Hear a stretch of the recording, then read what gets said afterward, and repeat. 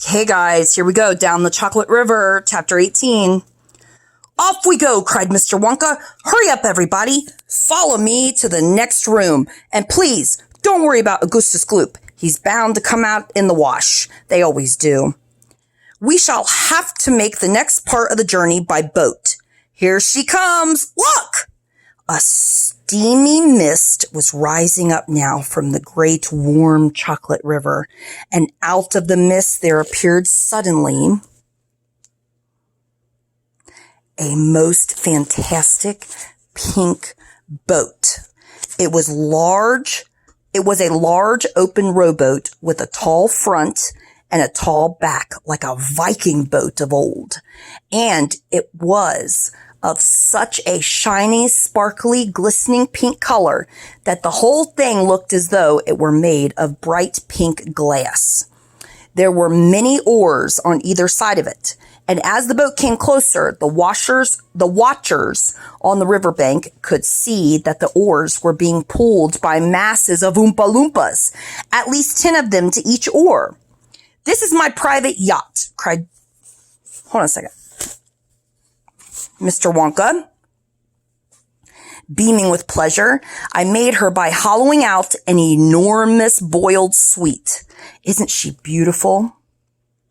Turn over here, please. Sorry, I'm talking to Wyatt. He's not listening today. See how she comes cutting through the river. The gleaming pink boiled sweet boat glided up to the riverbank. 100 Oompa Loompas rested on their oars and stared up at the visitors. Then suddenly, for some reason best known to themselves, they all burst into shrieks of laughter. "What's so funny?" asked Violet Beauregard. "Oh, don't worry about them," cried Mr. Wonka. "They're always laughing. They think everything's a colossal joke. Jump into the boat, all of you. Come on, hurry up." As soon as everybody was safely in, the Oompa Loompas pushed the boat away from the bank and began to row swiftly downriver. "Hey there, Mike TV," shouted Mr. Wonka. "Please do not lick the boat with your tongue. It'll only make it sticky." "Daddy," said Veruca Salt, "I want a boat like this. I want you to buy me a big pink boiled sweet boat exactly like Mr. Wonka's. And I want lots of Oompa Loompas to row me about. And I want a chocolate river. And I want...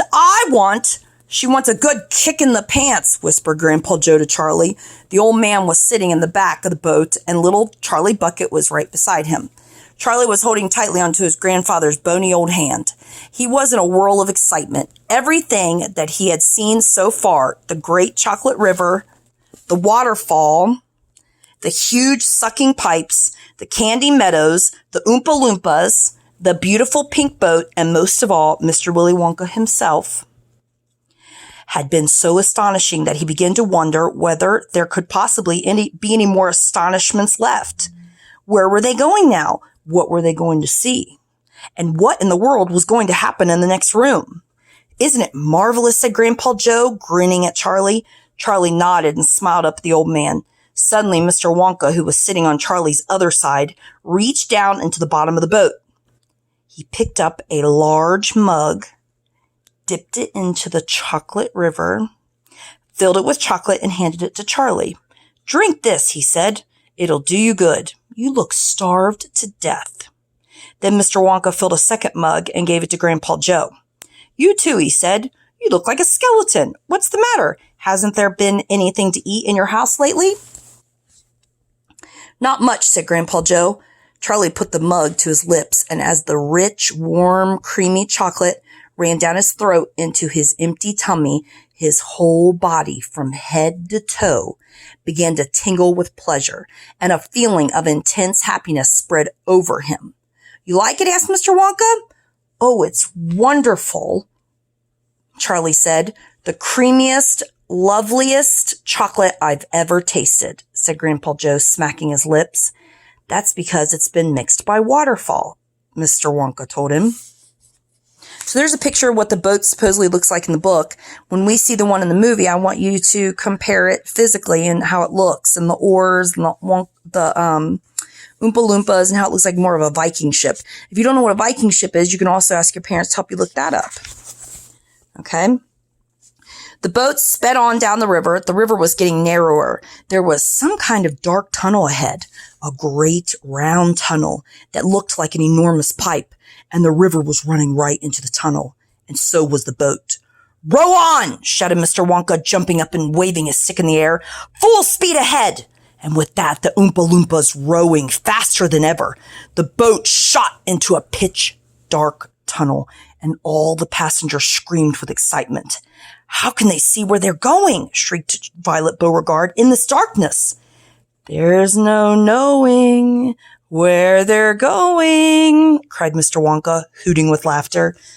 "There's no earthly way of knowing which direction we are going. There's no knowing where they're rowing or which way the river's flowing. Not a speck of light is showing, so the danger must be growing, for the rowers keep on rowing, and they're certainly not showing any signs that they are slowing." "He's gone off his rocker," shouted one of the fathers, aghast, and the other parents joined in the chorus of frightening shouts. "He's crazy," they shouted. "He's balmy. He's nutty. He's screwy, he's baddies, dippies, dotties, daffies, goofies, beanies, buggies, wackies, loony." "No, he's not," said Grandpa Joe. "Switch on the lights," shouted Mr. Wonka, and suddenly on came the lights, and the whole tunnel was brilliantly lit up. Charlie could see that they were indeed inside a gigantic pipe, and the great upward curving walls of the pipe were pure white and spotlessly clean. The river of chocolate was flowing very fast inside the pipe, and the Oompa Loompas were all rowing like crazy. The boat was rocketing along at a furious pace. Mr. Wonka was jumping up and down in the back of the boat and calling to the rowers to row faster and faster still. He seemed to love the sensation of whizzing through a white tunnel in a pink boat on a chocolate river, and he clapped his hands and laughed and kept glancing at his passengers to see if they were enjoying it as much as he. "Look, Grandpa," cried Charlie. "There's a door in the wall." It was a green door, and it was set into the wall of the tunnel just above the level of the river. As they flashed past it, there was just enough time to read the writing on the door. "Storeroom number 54, it said, and all the creams: dairy cream, whipped cream, violet cream, coffee cream, pineapple cream, vanilla cream, and hair cream." "Hair cream!" cried Mike TV. "You don't use hair cream." "Row on!" shouted Mr. Wonka. "There's no time to answer silly questions." They shrieked past a black door. "Storeroom number 71, and it said on it, "Whips of all shapes and sizes." "Whips!" cried Rocasalt. "What on earth do you use whips for?" "For whipping cream, of course," said Mr. Wonka.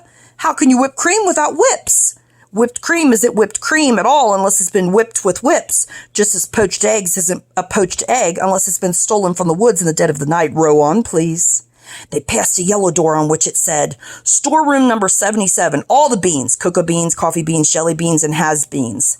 "Has-beans?" said Violet Beauregard. "You're one yourself," said Mr. Wonka. "There's no time for arguing. Press on, press on." 5 seconds later, when the bright red door came into sight ahead, he suddenly waved his gold-topped cane in the air and shouted, "Stop the boat!" And that's it. Next chapter, 19, The Inventing Room, Everlasting Gobstoppers, and Hair Toffee. See if Wyatt can answer the question. Wyatt, sit up. You had some trouble paying attention tonight. What was the other night? No, right now. What was the gift that Willy Wonka gave to only Grandpa Joe and Charlie? The chocolate. What chocolate?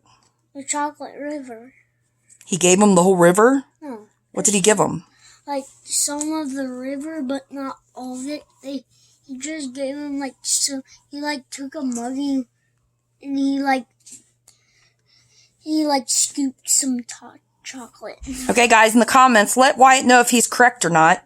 Your all's question is, describe the journey down the chocolate river using 3 adjectives. Wyatt, can you tell them what an adjective is?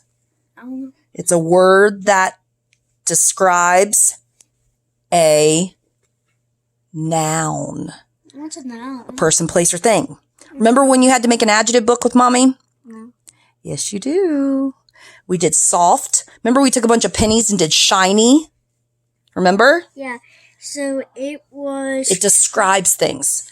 So Wyatt's going to think of 3 words. Look, 3 adjectives that describes that journey that those kids were on. Do you think those kids sounded scared? Did Mr. Wonka sound weird? Okay, guys, that's what I want you to think about tonight. I will see you later. Miss you all. Bye-bye. Miss you.